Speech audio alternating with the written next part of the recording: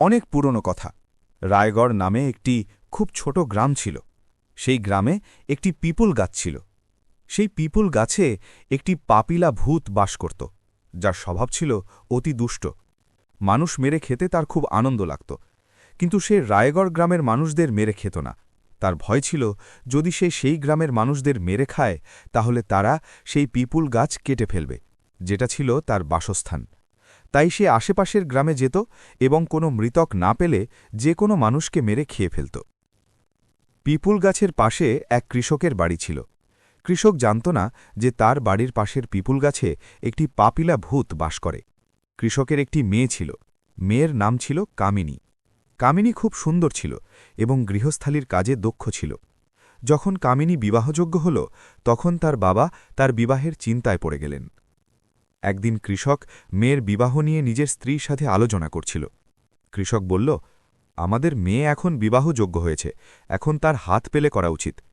কামিনীর মা বললেন, তুমি সত্যি বলছ, কিন্তু আমাদের কাছে এত টাকা নেই যে আমরা কামিনীর জন্য কোনো ভালো বর পেতে পারি। কৃষক চিন্তিত হয়ে বলল, আমাদের মেয়ে এত সুন্দর যে কেউ তাকে বিয়ে করতে চাইবে। কামিনীর মা গর্বের সাথে বললেন, শুধু সুন্দরতায় কিছু হয় না, বিয়ের জন্য টাকাও চাই। কৃষক নিজের কথা বলতে গিয়ে বলল, আমার মেয়ে ঘরের কাজে কুশলী, সে যার ঘরে যাবে সেই ঘরের দিন ফিরে যাবে। কামিনীর মা বললেন, তোমার তো মাথা খারাপ হয়ে গেছে। কৃষক বিরক্ত হয়ে বলল, ওরে কামিনীর মা, এটা সত্যি যে আমাদের মেয়ে লক্ষ্যে এক, তাই আমি চাই আমাদের মেয়ে যেন ভালো বর পায়, কিন্তু আমাদের ভাগ্য কোথায়? কামিনীর মা বাবা এভাবে অনেকক্ষণ ধরে মেয়ের বিবাহ নিয়ে আলোচনা করতে থাকলেন। ঠিক সেই সময় পাপিলা ভূত তার পিপুল গাছের ডেরায় বসা ছিল। সে কামিনীর মা বাবার সব কথা মন দিয়ে শুনল। পাপিলা ভূতের মনে হল কামিনী সত্যিই খুব সুন্দর এবং তাকে তার যোগ্য বর পাওয়া উচিত। তারপর তার মনে ভাবনা এলো, ১০০ বছর ধরে পড়ে আছে এ জীবন, মনে উঠছে গভীর তুফান, কেন বাঁধি না কোনো বন্ধন? সঙ্গিনী পেলে কাটবে জীবনের প্রতিটি মুহূর্ত। কামিনী যদি সঙ্গিনী হয় তবে মনে বসন্ত ফুটবে রং বেরঙের।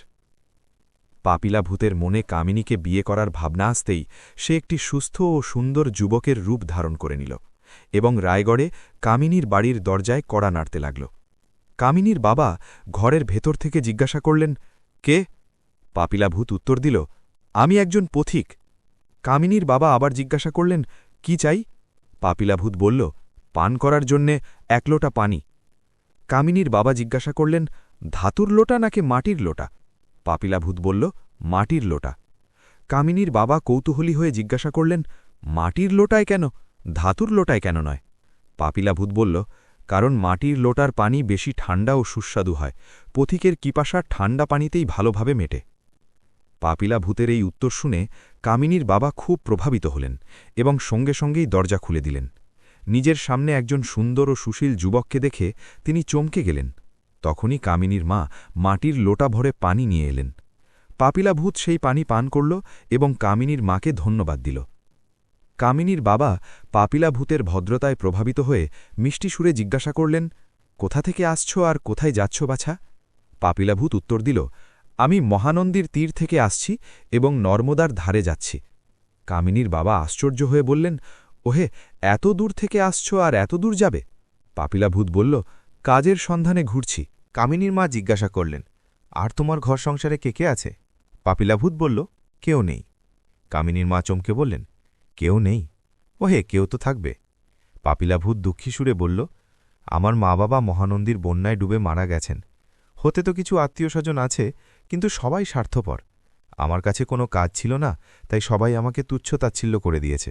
এখন যেখানে কাজ পাবো সেখানেই কাজ করব, নিজের ঘর বানাবো এবং সেখানেই থাকব, ফিরে যাব না। এ কথা শুনে কামিনীর বাবা খুব খুশি হলেন। তার মনে হল ঈশ্বর তার প্রার্থনা শুনেছেন এবং ঘরে বসেই একজন যোগ্য যুবক পাঠিয়ে দিয়েছেন। কামিনীর বাবা বললেন, কাজ তো আমাদের গ্রাম রায়গড়েও পাওয়া যেতে পারে। তুমি এরকম করো, আমাদের গ্রামের মহাজনের কাছে যাও এবং তাদের নিজের সমস্যার কথা বলো, তাহলে তারা তোমাকে অবশ্যই সাহায্য করবে। পাপিলা ভূত ভোলাভালাভাবে জিজ্ঞাসা করল, ঠিক আছে, আমি মহাজনের কাছে যাচ্ছি। যদি আমাকে কোনো কাজ মেলে তাহলে এখানেই থাকব, আর যদি আপনার ঘরের কাছে সেই পিপল গাছের নিচে নিজের কুটির বানাই তাহলে আপনার কোনো আপত্তি তো হবে না? কামিনীর বাবা বললেন, আরে না, ভালো, আমার আপত্তি কেন হবে? তুমি কাছে থাকলে আমরা তো খুশিই হব। এরপর পাপিলা ভূত মহাজনের কাছে গেল। মহাজন তার কাছে তার যোগ্যতা জিজ্ঞাসা করলেন, তুমি কি কাজ করতে পারো? পাপিলা ভূত উত্তর দিল, আমি জীবিতকে মারতে পারি, মৃতকে ডাকতে পারি, মন্ত্রে আমার অধিকার আছে, শ্বাসের ব্যবসা করি, ভয়ের ছায়ায় জগৎ জয় করি, মৃত্যুর সঙ্গে বাঁধন সেতা। মহাজন শুনে হতভম্ব হয়ে গেলেন এবং বললেন, এর মানে কি? পাপিলা ভূত সহজভাবে বলল, আমার মানে হল আমি ফসল কাটতে পারি এবং বীজ থেকে চারা উৎপাদন করতে পারি। মহাজন বললেন, বেশ ভালো, তাহলে তুমি চাষও করতে পারো এবং বুদ্ধিতেও তীক্ষ্ণ। আমার তোমার মতোই মেধাবী যুবক দরকার ছিল। পাপিলা ভূত জিজ্ঞাসা করল, তাহলে আমার চাকরি পাকা বলে মনে করব? মহাজন বললেন, হ্যাঁ। তারপর পাপিলা ভূত জিজ্ঞাসা করল, বেতন কত হবে? মহাজন হেসে বললেন, এটা তো বলো কত চাই। পাপিলা ভূত বলল, এত যে আমিও আমার স্ত্রী আরামে থাকতে পারি। মহাজন চমকে বললেন, আচ্ছা, তাহলে তোমার স্ত্রীও আছে? পাপিলা ভূত হেসে বলল, এখনও নেই, কিন্তু হয়ে যাবে যদি আপনি আমাকে সাহায্য করেন। মহাজন কৌতূহলী হয়ে জিজ্ঞাসা করলেন, কিভাবে সাহায্য? পাপিলা ভূত বলল, যে কৃষক আমাকে আপনার কাছে পাঠিয়েছেন তার মেয়ের প্রতি আমি মুগ্ধ হয়েছি। যদি আপনি কৃষককে বলে তার মেয়ের বিয়ে আমার সাথে দিয়ে দেন তাহলে আমার জীবন সুখময় হবে। সেই কৃষকের মেয়ের নাম কামিনী। মহাজন বললেন, ঠিক আছে, তুমি কয়েকদিন কাজ করো, যদি আমার মনে হয় তুমি সত্যিই কামিনীর যোগ্য তাহলে আমি তোমার বিয়ে তার সাথে দিয়ে দেব।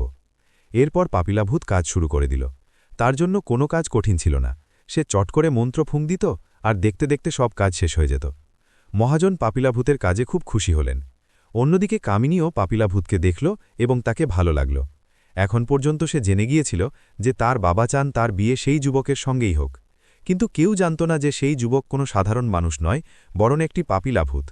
একদিন পাপিলা ভূত মহাজনকে তার কথা মনে করিয়ে দিল, আমি যদি আপনার কাছে কামিনীর যোগ্য মনে হই তাহলে অনুগ্রহ করে আমার বিয়ে তার সাথে দিয়ে দিন। মহাজন উত্তর দিলেন, ঠিক আছে, তুমি সব দিক থেকে কামিনীর যোগ্য, আর তুমি এখানেই রায়গড়ে থাকবে এটাও ভালো কথা, কারণ কামিনী তার মা বাবার একমাত্র সন্তান।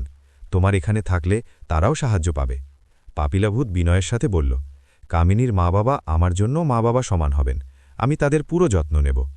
উপযুক্ত সময় দেখে মহাজন কামিনীর বাবার কাছে তার মেয়ে ও পাপিলা ভূতের বিয়ের কথা বললেন। কামিনীর বাবা এটা ভেবে খুব খুশি হলেন যে যাকে তিনি নিজের মেয়ের বর বানাতে চেয়েছিলেন সেই যুবকের সুপারিশ মহাজনও করছেন। তারা আনন্দের সাথে রাজি হয়ে গেলেন। শুভ মুহূর্তে কামিনী ও পাপিলা ভূতের বিয়ে ধুমধাম করে হয়ে গেল। মহাজন পাপিলা ভূতের কুটিরের জায়গায় একটি ভালো বাড়ি বানিয়ে দিলেন। সেই বাড়িতে কামিনী ও পাপিলা ভূত সুখে থাকতে লাগল। কামিনী একজন কুশলী গৃহিণী হিসেবে প্রমাণিত হল। সে বাড়ির দেখাশোনা করত এবং স্বামীর সেবা করত। কিন্তু এক রাতে তার মনে হল তার স্বামী রাতে উঠে কোথাও চলে যায়। প্রথমে সে ভেবেছিল হয়তো তার ভুল ধারণা, কিন্তু পরপর ২-৩ রাত একই ঘটনা ঘটল।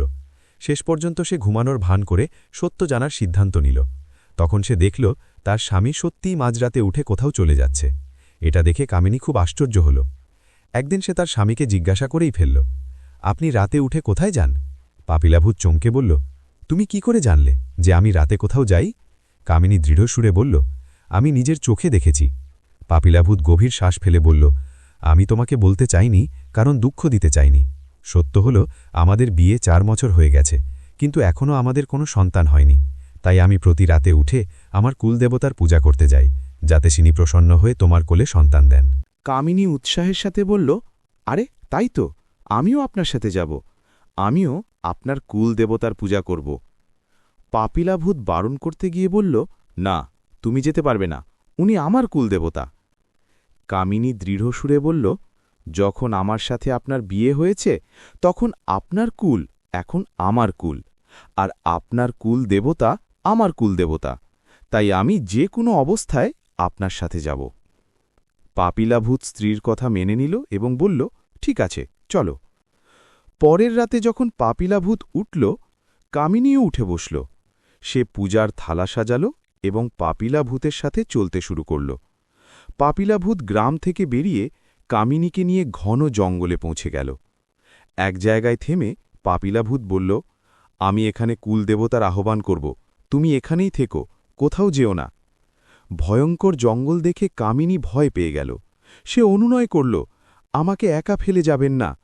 ভূত বলল, তাই করো, তুমি ওই উঁচু বটগাছে উঠে বসো, আমার আসা পর্যন্ত সেখানেই থাকো, নিচে নামবে না। বলে পাপিলা ভূত অন্ধকারে কোথায় যেন মিলিয়ে গেল।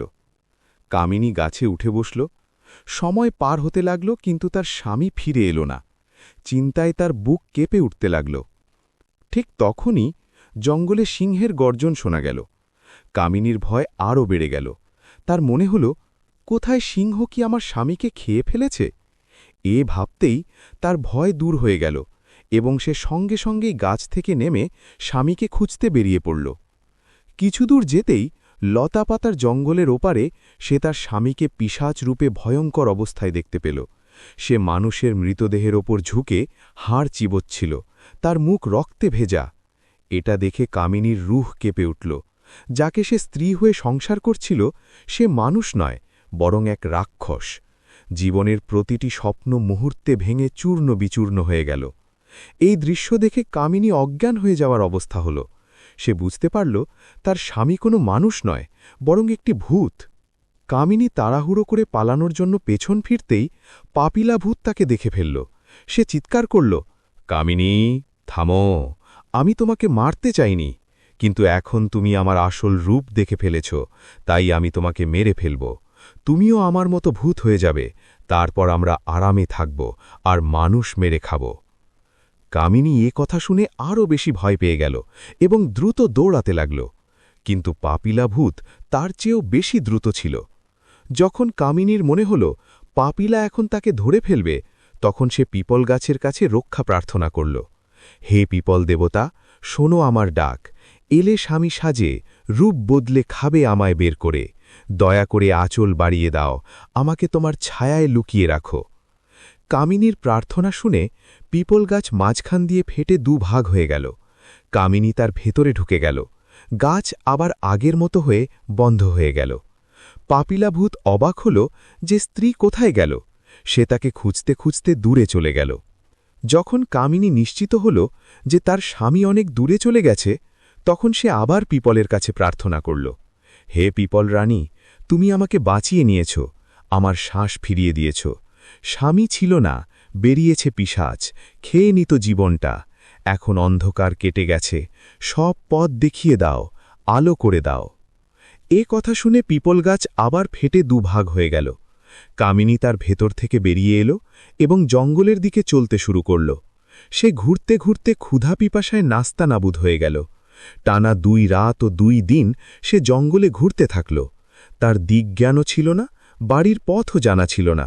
তার মনে ভয় ছিল যে কোথায় কোনো বন্য জন্তু তাকে মেরে না ফেলে এবং সে কখনো বাড়ি পৌঁছাতে না পারে। এমন সময় হঠাৎ তাকে একটি কুটির দেখা গেল। সেই কুটিরটি ছিল একটি ছোট্ট গ্রামে। গ্রামে প্রায় 15টি ঘর ছিল। কুটিরটি গ্রামের একেবারে বাইরের দিকে ছিল, তাই সবার আগে সেটাই কামিনীর নজরে পড়ল। পড়ে পড়ে কামিনী সেই কুটির পর্যন্ত পৌঁছাল। সেই কুটিরটি ছিল এক বুড়ির। যেই বুড়ি কামিনীকে দেখল, তার মুখ খুশিতে ফুটে উঠল। বুড়ি খুব আপন করে বলল, এসো এসো বউ, আমি তো তোমারই অপেক্ষা করছিলাম। এ কথা শুনে কামিনী হতভম্ব হয়ে গেল। সে ভাবল, এ বুড়ি কে? আমি তো এটাকে কখনো দেখিনি। তাহলে এ আমাকে বউ বলে কেন ডাকছে? কোথায় এ পাপিলা ভূতের সহচরী নাকি? কিন্তু কামিনী এতটাই ক্লান্ত ছিল যে সেখান থেকে পালিয়েও যেতে পারত না, তাই সে ওপরে কিছু বলল না। বুড়ি স্নেহের সাথে বলল, দেখো মেয়ে, পানি খাও। পানি পান করে কামিনীর একটু ভালো লাগল, তার ক্লান্তিও কিছুটা কমে গেল। তখনই তার নজর বুড়ির কুটিরে রাখা ওখলি আর মুষলের ওপর পড়ল। ওখলির কাছে কয়েকটি মানব মুন্ড ছড়িয়ে ছিটিয়েছিল।